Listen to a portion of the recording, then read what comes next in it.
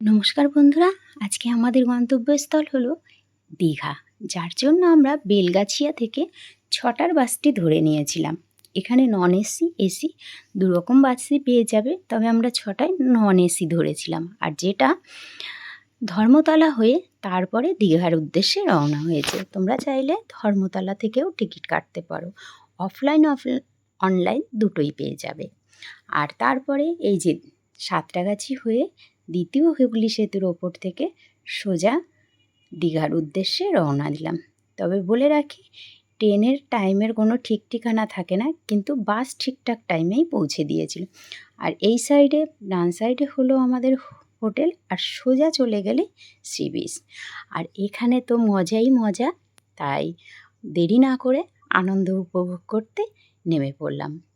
আর আমাদের হোটেলেরই ঠিক বাদিকেই রয়েছে বাস ডিপো। তোমরা এখান থেকে টিকিট কেটে যে কোনো জায়গায় সহজেই পৌঁছে যেতে পারো। কলকাতা, মেদিনীপুর, বর্ধমান, বীরভূম, মালদা, সব জায়গায়, নদিয়া। তারপরে এই যে চলে আসলাম আমরা সেই দীর্ঘ প্রতীক্ষিত জগন্নাথ মন্দিরে। অসাধারণ, আর কি বলবো তোমাদের, কিছুটা দেখানোর চেষ্টা করছি, জানি না কতটা দেখাতে পারবো। যতটা জায়গা নিয়ে তৈরি হয়েছে সেখানে ঘোরার জন্য, এবং পরিবেশটা তো অসাধারণ। এই যে দেখতেই পাচ্ছ চারিদিকে। তবে একটা কথা বলে রাখি, তোমরা মূল মন্দিরে ঢোকার পথ থেকে ঢুকতে পারবে, কিন্তু সেই পথ থেকে আর বেরিয়ে আসতে পারবে না। যে দিকটা বেরোনোর জায়গা সেদিক থেকেই বেরিয়ে এসে তুমি চাইলে আবার দেখতে যেতে পারো, কিন্তু যে রাস্তায় ঢুকবে সে রাস্তায় বেরোতে পারবে না। আর তোমাদের দেখানোর চেষ্টা করছি মন্দিরের ভিতরের কিছু দৃশ্য। কেমন লাগলো অবশ্যই জানিও। তবে আর একটা কথা বলি, এখানে এখনও মোবাইল নিয়ে ঢোকা বা ক্যামেরা নিয়ে ঢোকা অ্যালাউ আছে।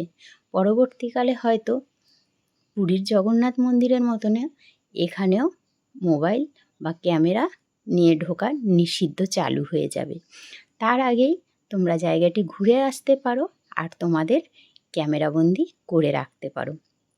এই যে তারপরেই অবশেষে পৌঁছে গেলাম আমাদের জগন্নাথের দর্শনে। আর একটা উপরি পাওনা হলো, দেখতে পাচ্ছ বিদেশিরা অসাধারণ কৃষ্ণনাম করছে, জগন্নাথ বলরামের জয়গান করছে, যেটার সঙ্গে কোনো তুলনাই হয় না।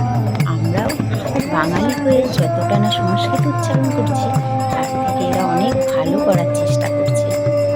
আর তারপরেই এটা হলো রাতের দৃশ্য জগন্নাথ মন্দিরের। তোমরা দেখে অবশ্যই জানিও ভিডিওটি কেমন লাগলো, আর লাইক কমেন্ট শেয়ার অবশ্যই করো যদি ভালো লাগে।